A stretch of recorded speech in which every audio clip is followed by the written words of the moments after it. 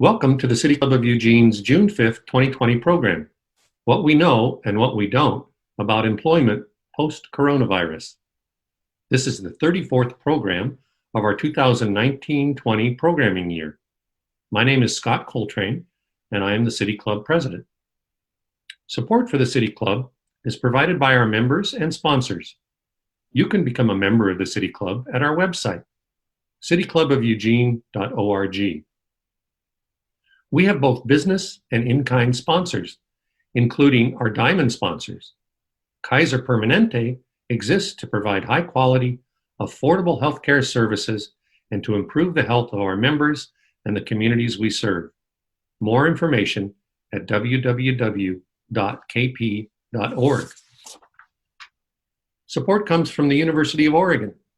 Since 1876, UO has helped Oregonians question critically, think logically, reason effectively, communicate clearly, act creatively, and live ethically. More information at uoregon.edu. Peace Health is proud to serve Eugene, Lane County, and beyond. As your hometown healthcare partner for more than 80 years, our mission is to keep you and your family healthy. Learn more at peacehealth.org. And Lane Community College. Lane Community College transforms lives through learning. It provides comprehensive, accessible, high-quality educational opportunities that promote student success. For more information, visit lanecc.edu. I would also like to acknowledge the generous support from the City of Eugene and from Lane County. Turning to today's program, Oregon's legislature raised the minimum wage in 2016 and provided for a series of increases through the year 2022. In December of 2019, the Oregon Center for Public Policy, OCPP, released a report describing the characteristics of Oregon's minimum wage workers at that time and projecting changes as the wage increased. 6 months ago, neither the legislature nor OCPP could have taken into account the effects of a pandemic on the most vulnerable sector of full-time workers. The program today will portray the current overall employment situation in Oregon and provide details about the impact of the pandemic on a few key sectors. We have 4 speakers for today's program. Audrey Mechling is the first Chuck Sheketoff Public Policy Fellow at OCPP.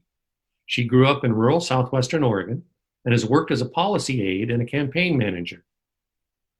She earned a BA in politics at Willamette University and a master's degree in public administration at the University of Southern California. Ira Cuello-Martinez is the community advocacy coordinator at VAWS, a workers' rights education program in Portland. VAWS works with older adults, seniors, immigrants, and refugees, houseless, and those living with chronic illnesses. Ira earned a BA at Willamette University and was an organizer for PICUN. Margarita Sandoval is a domestic worker in Portland, Oregon.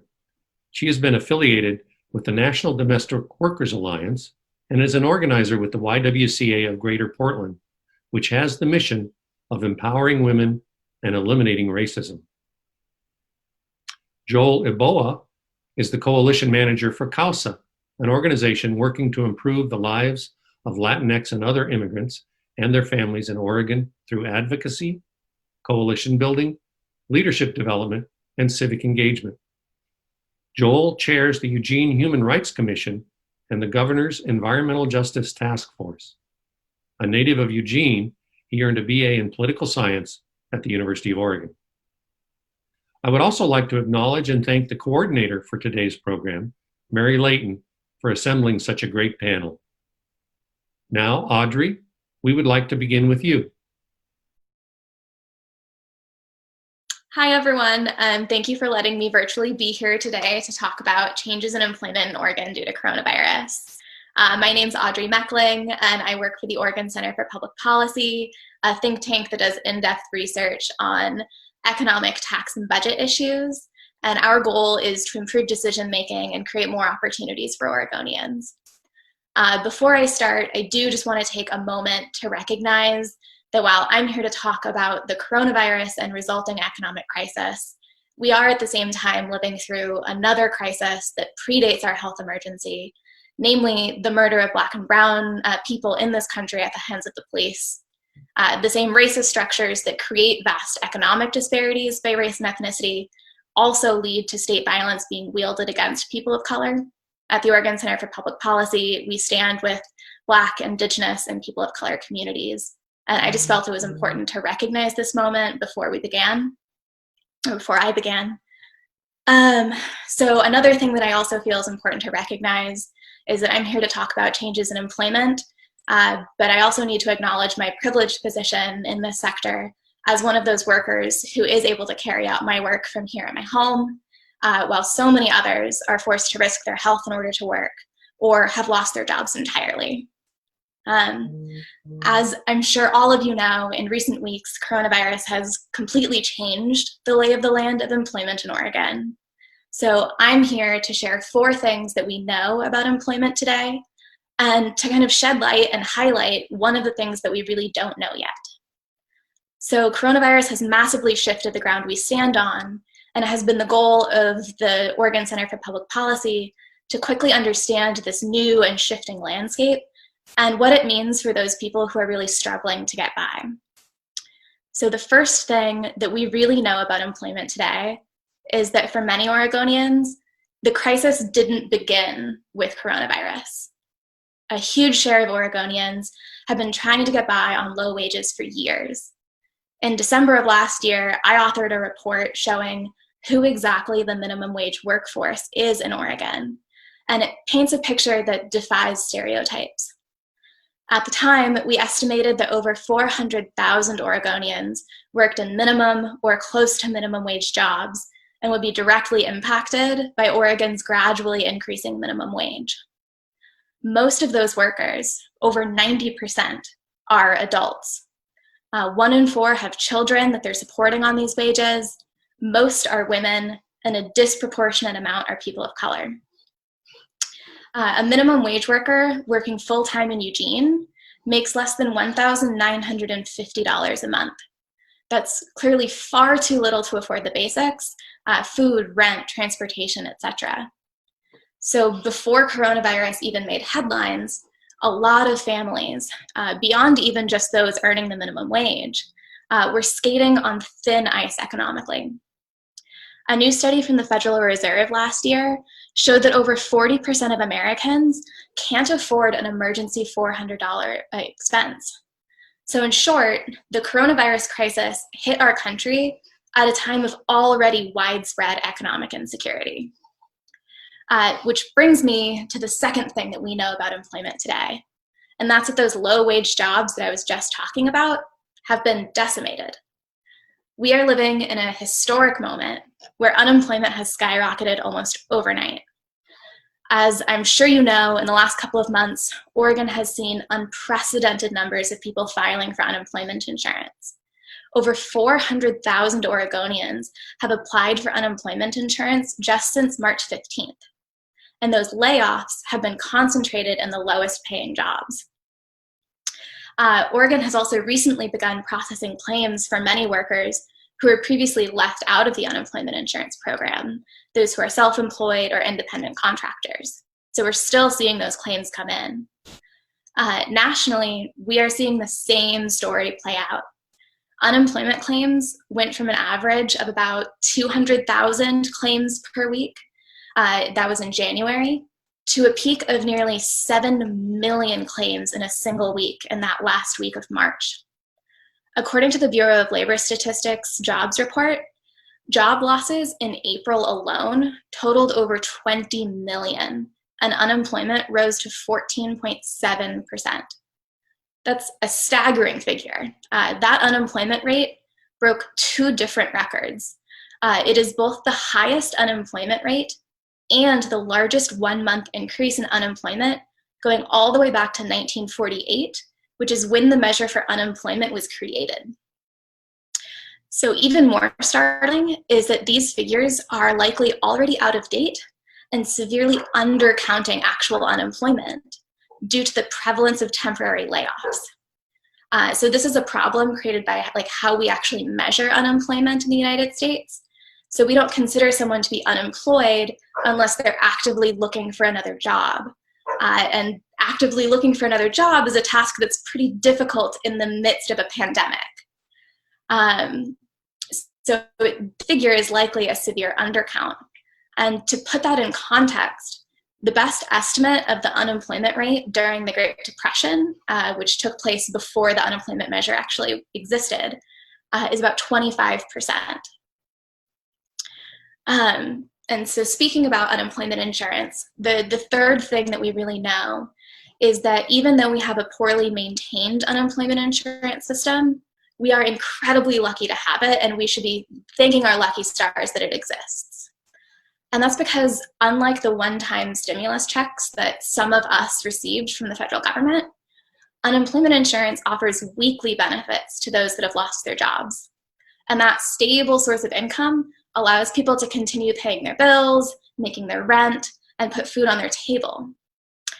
Without unemployment insurance, we would be seeing many, many more Oregonians falling behind on their rent payments, relying on food banks, or simply going without.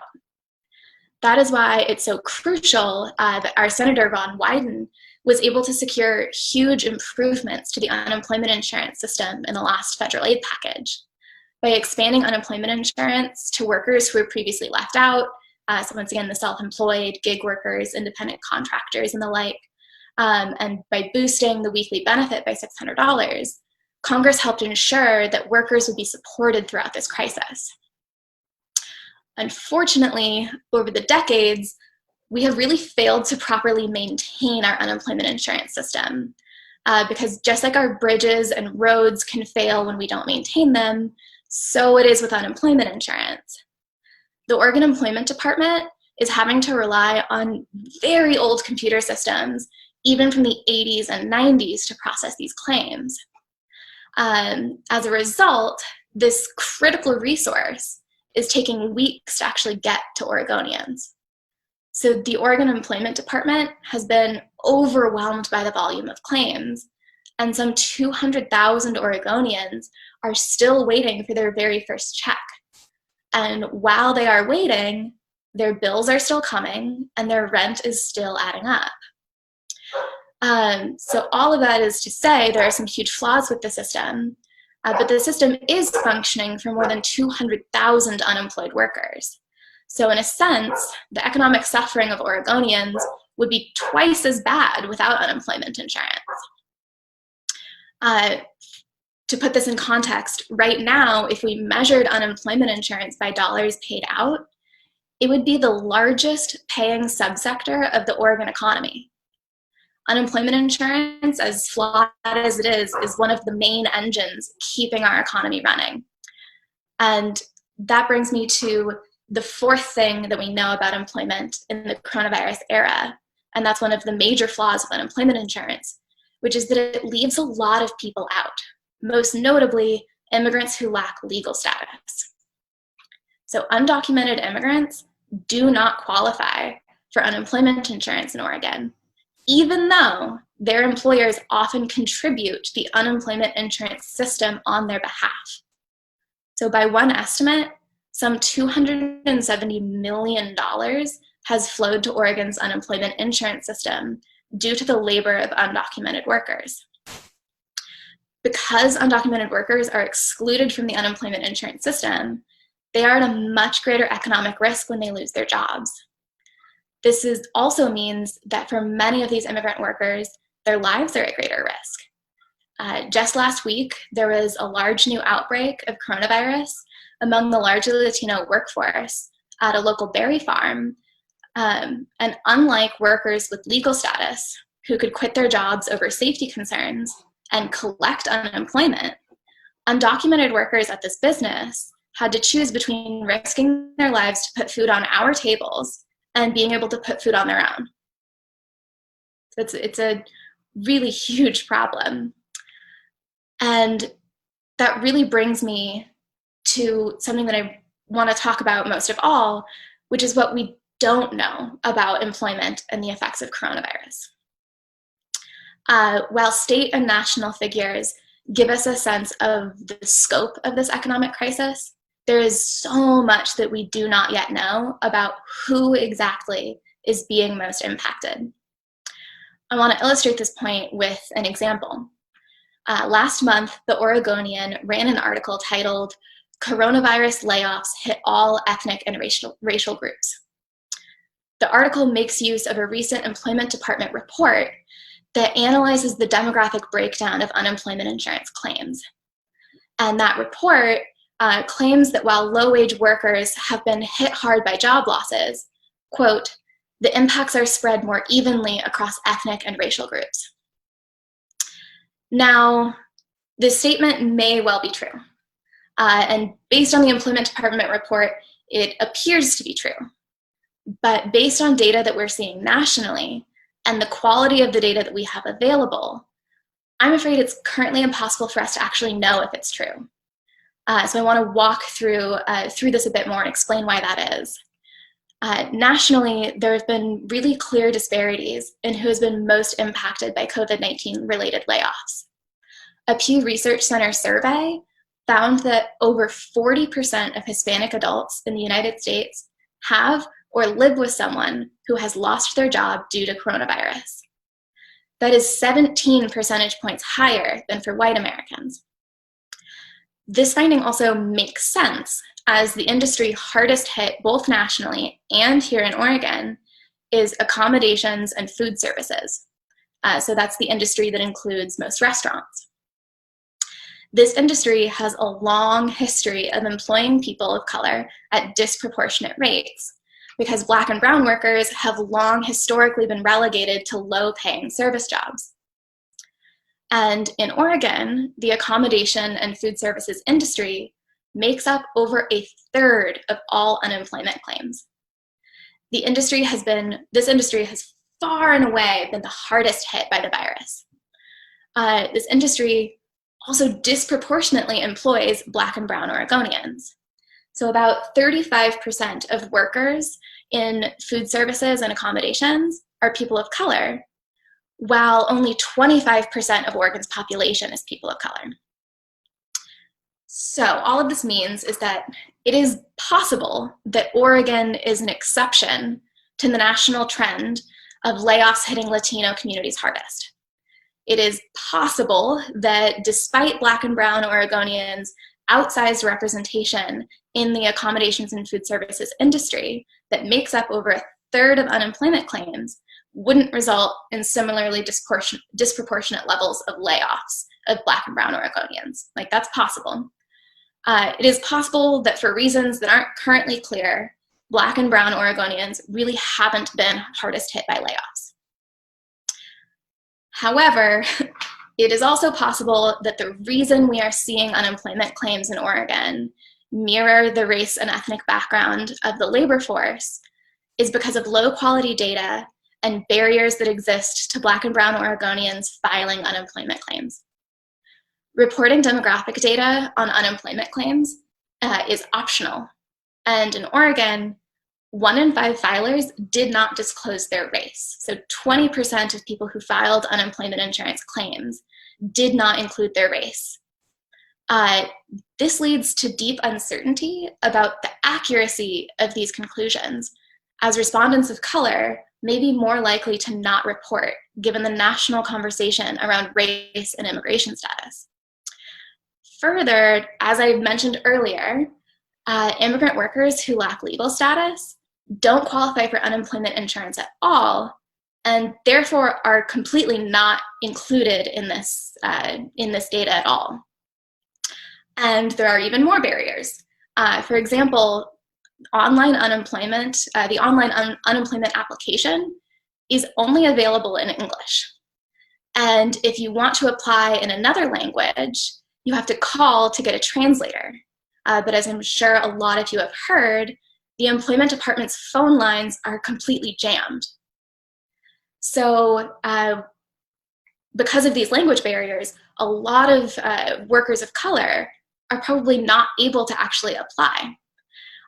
Many workers who don't speak English may not even know they are eligible for unemployment insurance in the first place. So all of this is to say, there's some doubt and there's a lot of uncertainty around who is actually being impacted the most by these layoffs.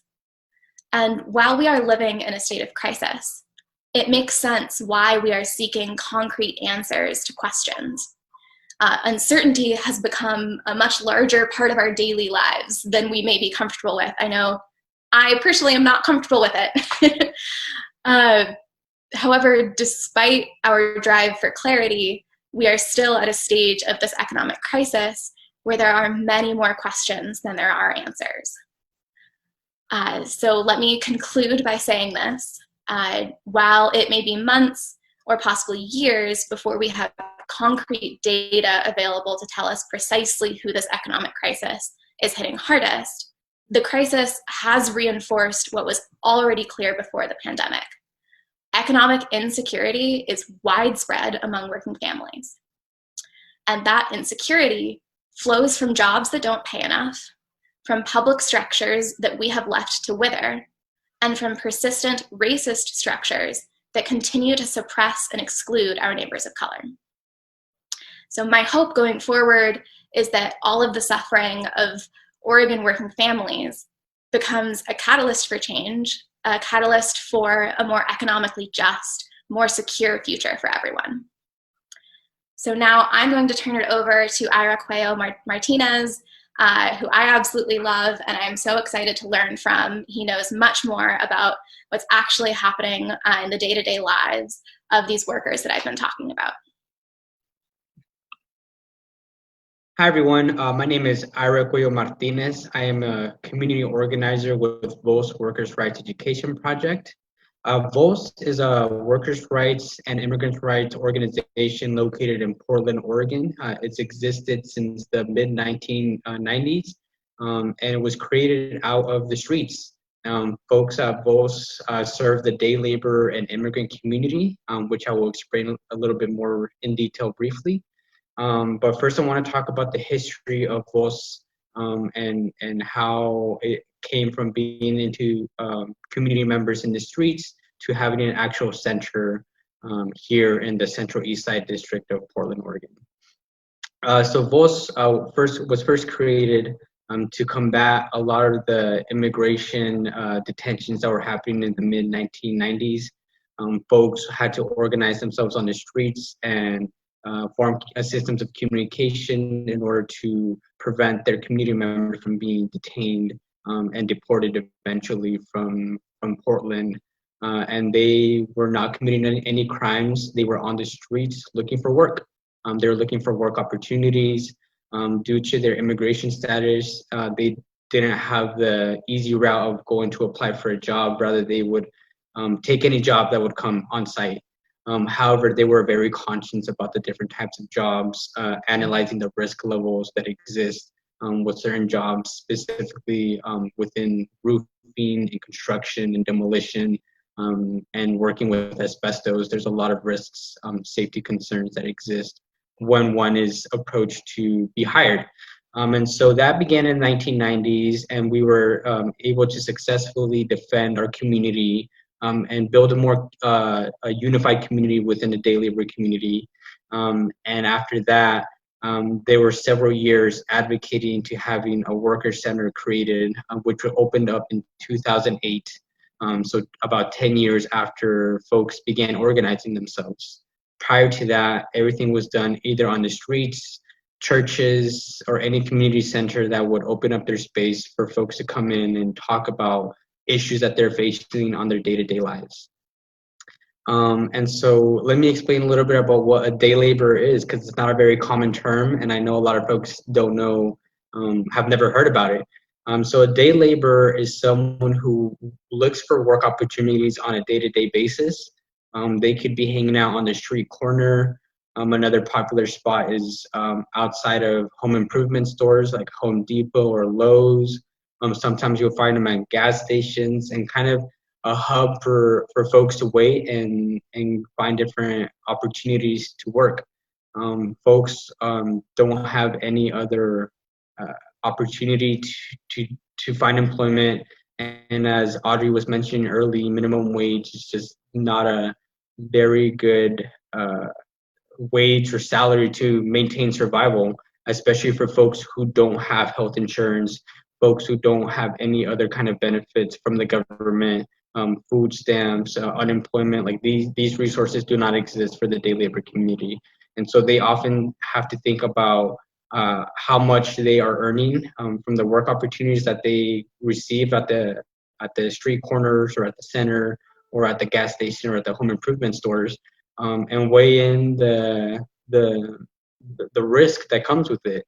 And so folks are often thinking about, $15 an hour, I can do that for 8 hours, sure, and that'll help me get by for at least a couple of days. And folks have to be really conscious about how they use their finances, where they receive their food, and just how to navigate through a system where they are barely learning about. It's in a language that they don't know, and it's just a whole new country that they're trying to navigate through.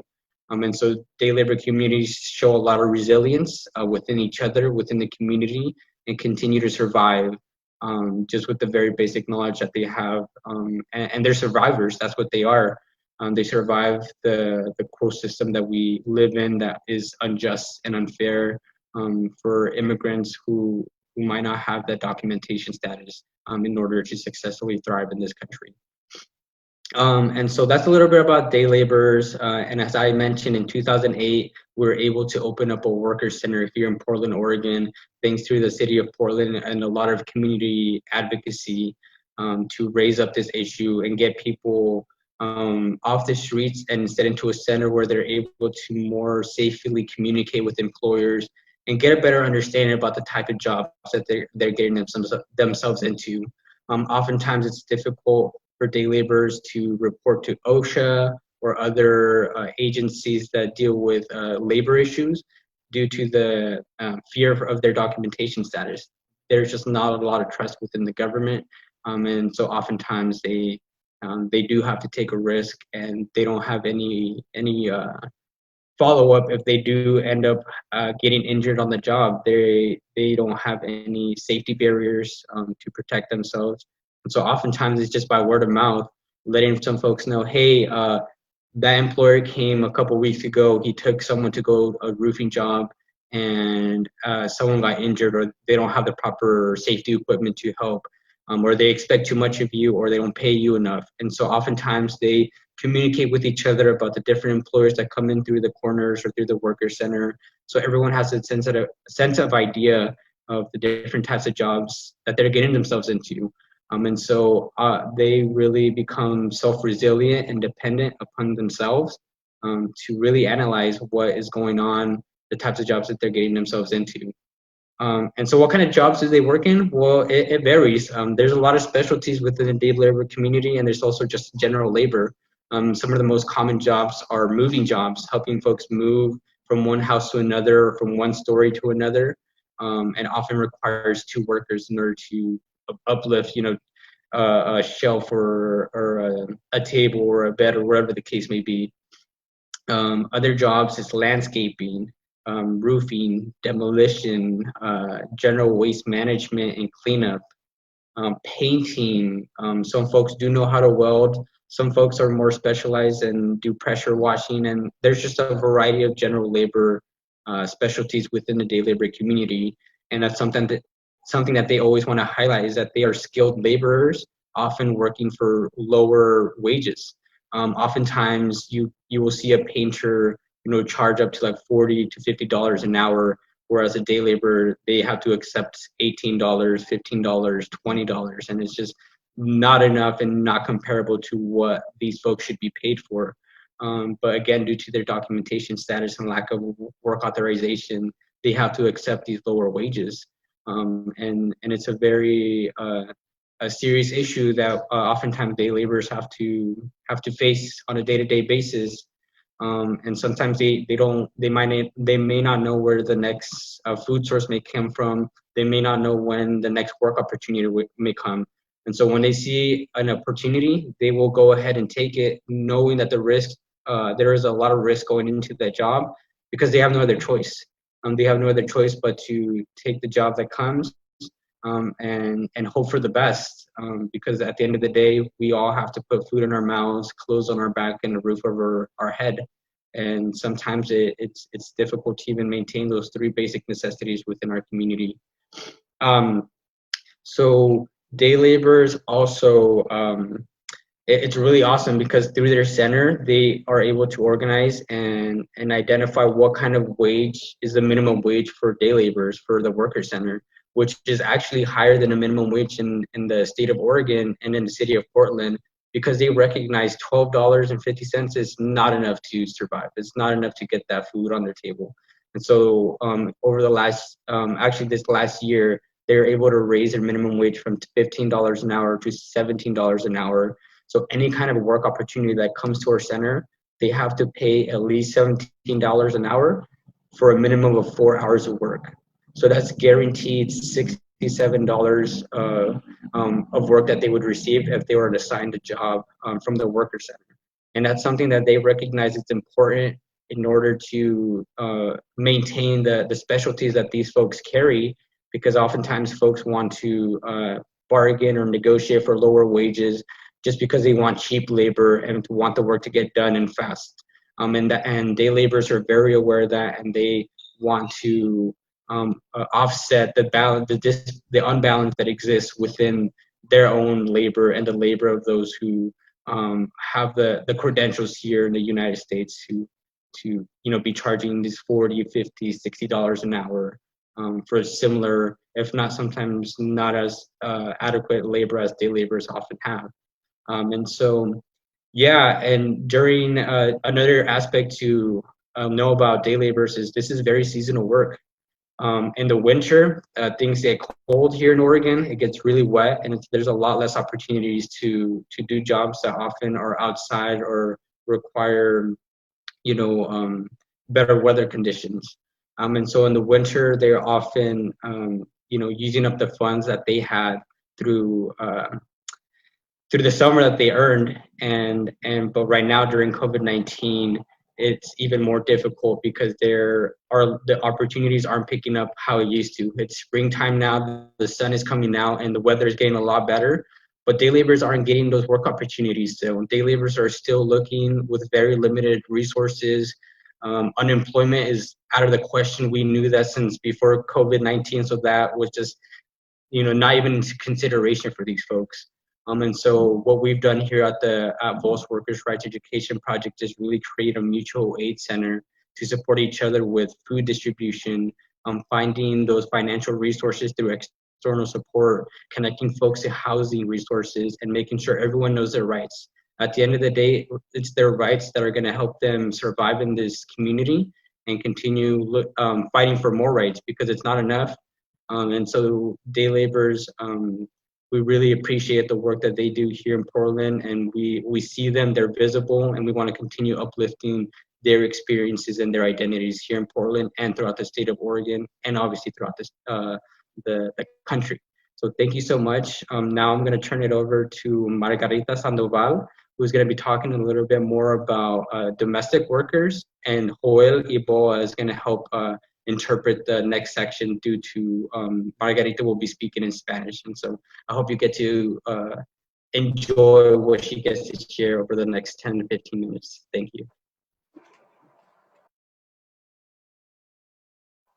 Mi nombre es Margarita Sandoval, trabajo para la comunidad, soy voluntaria para la comunidad muy activa. Empecé en el teatro con un grupo de mujeres haciendo los monólogos de la vagina. My name is Margarita. I'm a community activist, and I've been pretty active in the community for quite a long time. Como los monólogos de la vagina se trata de violencia doméstica, por azares del destino me llevó a la YWC, que es una organización que se encarga de ayudar a las mujeres que sufren de violencia doméstica. So I got my start in the vagina monologues, and eventually got connected with YWCA, which really helps out with a lot of folks with domestic violence cases. En el cual estoy en un proyecto de Safe Choice proyecto como promotora. So I currently am still with them, organizing with them as a promotora, as a public health worker, as a community health worker in a program called Safe Choice. También estoy en National Domestic Workers, la alianza, donde ayudamos a las mujeres, a las trabajadoras domésticas. I'm also part of an organizer with the National Domestic Workers Coalition. So we help domestic workers across the state and across the country with their rights. Bueno, lo más importante, en este tiempo de pandemia, a nivel nacional es un caos. La gente está desubicada, no tiene dinero para la renta, están... So first things first, right now during the pandemic, it's a complete disaster. People are freaking out. Folks don't have money for rent. Para renta, para comida, psicológicamente están mal porque no saben qué hacer. Also food and just in general, right? Like food, rent, but just psychologically speaking, a lot of folks are really suffering now because they just don't know what to do. Y nuestra comunidad aquí en Portland está desubicada, sufren de no saber qué darles a los hijos de comer, cómo pagar sus biles, su renta. So folks here in Portland, are just besides themselves. They're really disoriented. They don't know how to pay rent. They don't know how to feed their children. They don't know what tomorrow's going to bring. Por ejemplo, hay una señora que el día de ayer me estaba llorando porque decía que le dolía ver a su hija tan insegura cuando ella tiene una beca para estudiar. So yesterday, a woman was speaking to me, and she was crying, and she was explaining to me how her daughter is upset and is concerned. She currently has a scholarship to go study at a university. Y por ejemplo, ella es trabajadora doméstica. Al venirse la pandemia, ella dejó de trabajar porque muchos lugares en casas no quisieron que fueran a limpiar por el miedo a algún contagio. And recently this woman has lost her job. She's a domestic worker in hotels, and right now a lot of hotels aren't hiring domestic workers, they aren't hiring cleaners because of the pandemic, and right, there's people they're not going to hotels as often, so labor is not needed.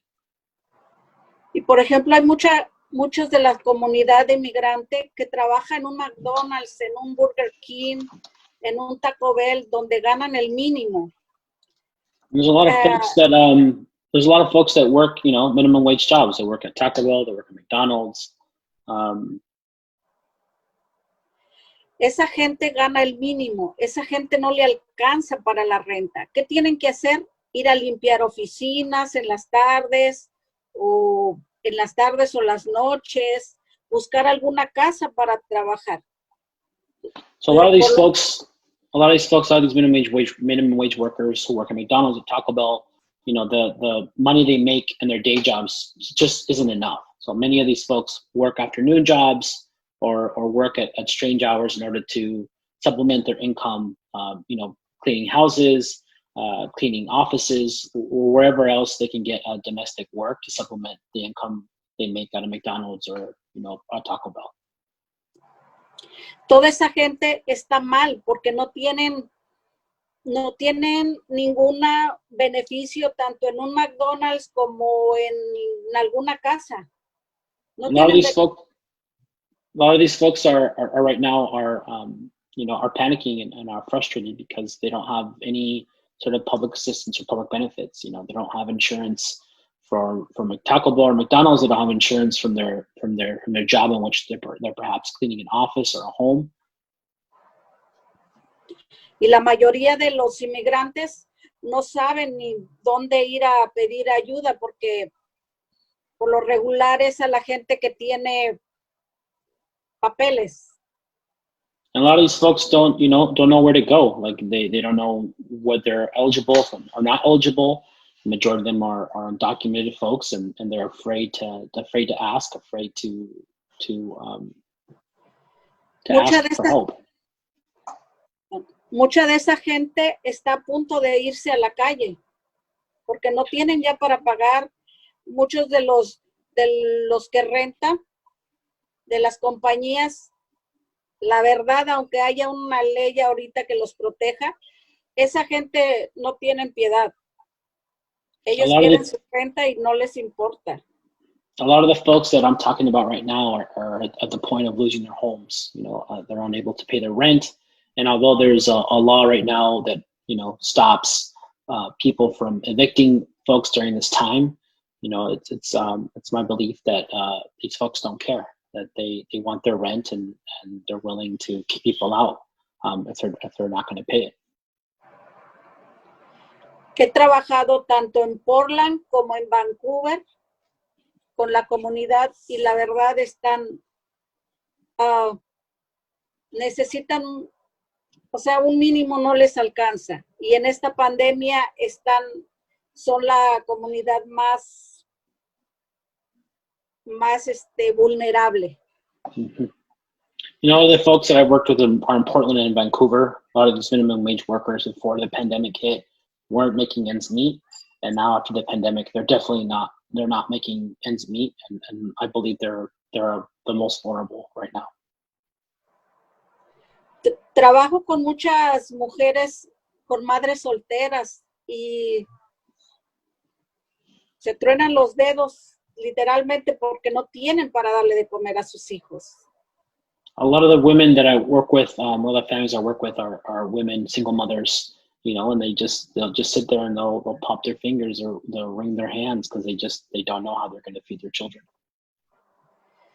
Hay muchos, por ejemplo, hay muchos bancos de comida, sí, pero hay veces que la comida o está un poco caducada, no es comida apropiada para los bebés, para los niños pequeños. Entonces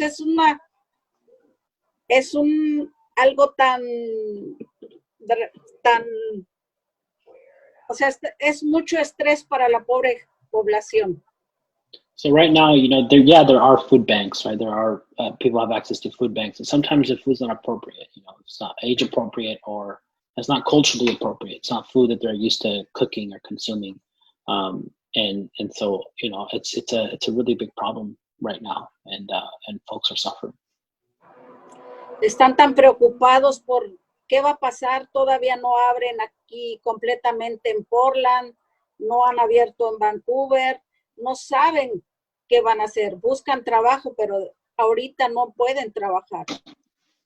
There's a lot of confusion and a lot of worry, right? Because Portland and Vancouver haven't completely opened up yet. They don't know when it's going to open up. So people are concerned about what tomorrow brings. Anteriormente, por lo menos, el mínimo estaban ganando, pero ahorita ni el mínimo, nada, nadie les da trabajo, no. Es tan preocupante para esa comunidad. Yeah, before, folks were at least making minimum wage, and they would try to find work and would find work, and they were at least making that. Now, with this pandemic, there is no work. Folks look and look, but they're unable to find any jobs. Por ejemplo, aquí en Portland supuestamente hay muchas ayudas. Desgraciadamente, no sé si hay mucha gente o no sé, a la gente que envié a ciertas organizaciones decían, ya no hay. There's a lot of folks, that there is a lot of organizations that are offering help, but I don't know. I don't know if it's because there's too many people, but the folks that I refer to, certain organizations that are assisting community members, when I hear back from those folks, they let me know that the organizations told them that, hey, we're at capacity. There's no more help. La verdad, quisiera encontrar alguna ayuda, no sé, o sea, ves tanta gente tan desesperada en encontrar trabajo, en ayudar, pero hay veces que no sabes qué hacer. I'd love to help more, and I get frustrated because, people, I want to make sure people are okay. I want to make sure that families are okay, but, you turn left and you turn right, and, there's nothing there. Y principalmente cuando hay niños pequeños, cuando no sabes, pues, ¿qué les das? ¿A dónde vas? Les dices, ve acá, ve allá, pero a veces ya no alcanzan las ayudas. And, especially when families have young children, you tell folks, go here and go there, but by the time they get there, there's nothing there anymore.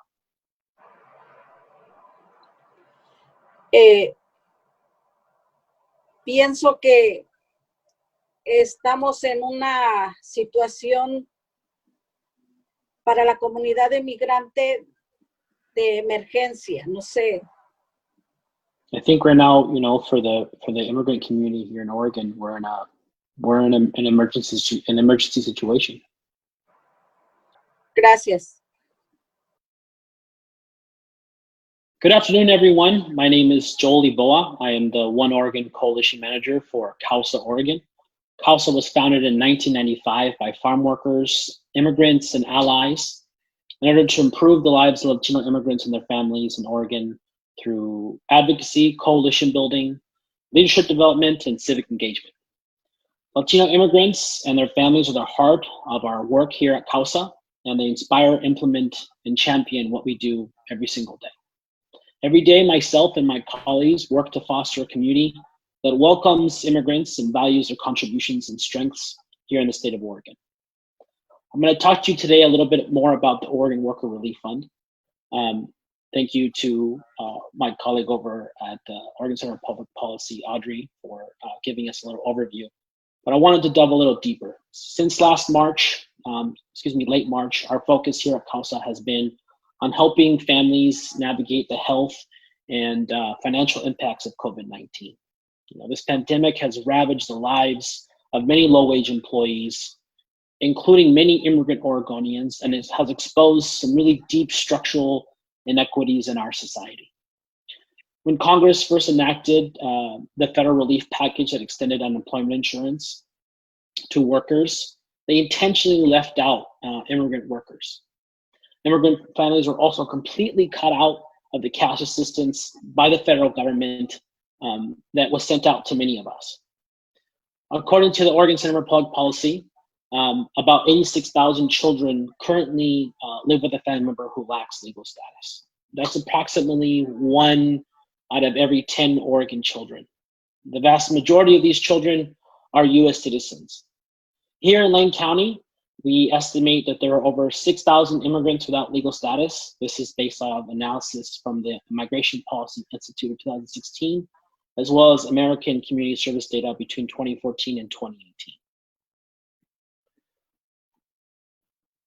These families need assistance like any other Oregon family does in order to get by in this unprecedented crisis. Yet they have little to no access to emergency support right now. Under these circumstances, laid-off workers without legal status will have little to sustain themselves and their families during this period of social isolation and economic crisis. This has had immediate harsh impacts, as we've heard just now from Margarita, and as well my colleague over at Ira. We've heard things such as housing and food insecurity have been among the deepest felt impacts.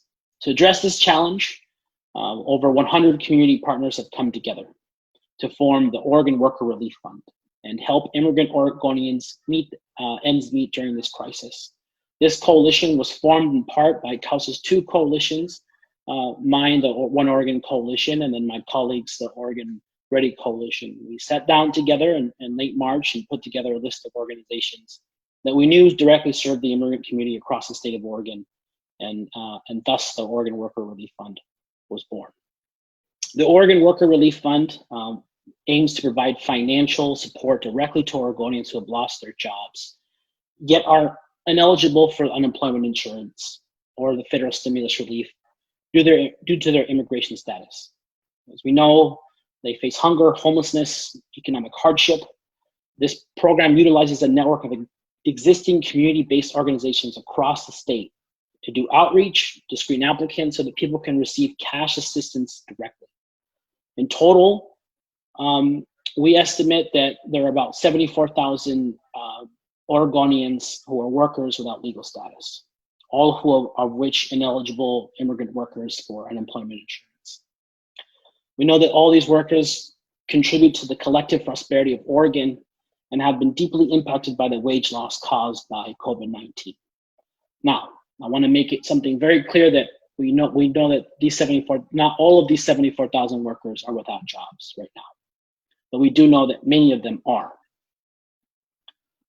With bipartisan support, the Oregon State Legislature voted on April 23rd to allocate $10 million to start the Oregon Worker Relief Fund, which will serve approximately 6,000 to 7,000 workers without legal status here in the state of Oregon.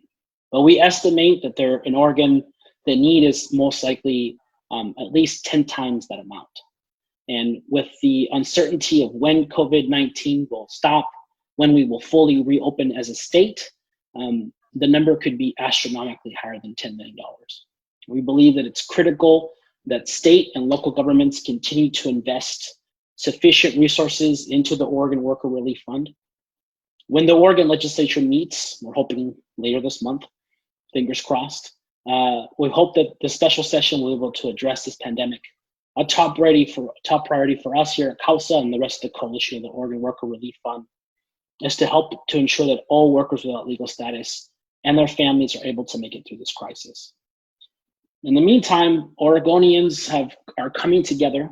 We have had individual donors, local governments, and private philanthropy to help contribute to the Oregon Worker Relief Fund so that all of our communities, essential workers and their families, which include farm workers, food processing workers, housekeepers, construction workers, landscapers, caregivers, day laborers, the list goes on, are able to survive the COVID-19 pandemic and this economic downturn.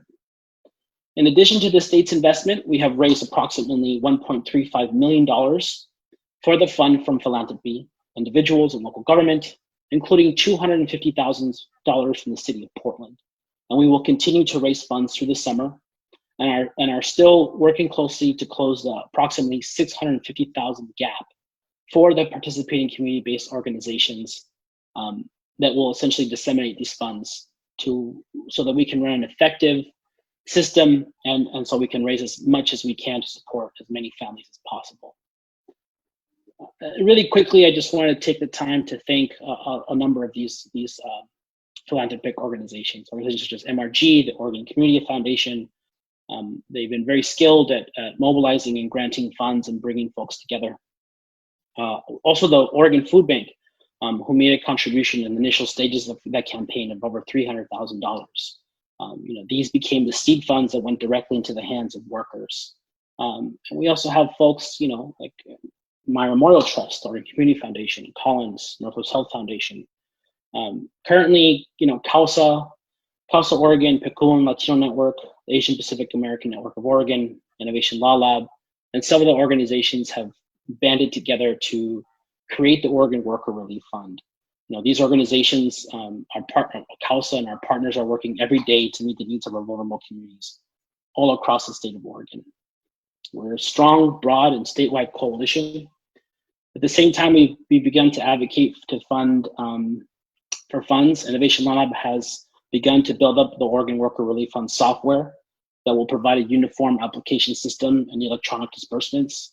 And right now we're in phase 3 of the Oregon Worker Relief Fund. So we have now officially covered all parts of the state: Southern Oregon, Eastern Oregon, Central Oregon, to Coastal Oregon.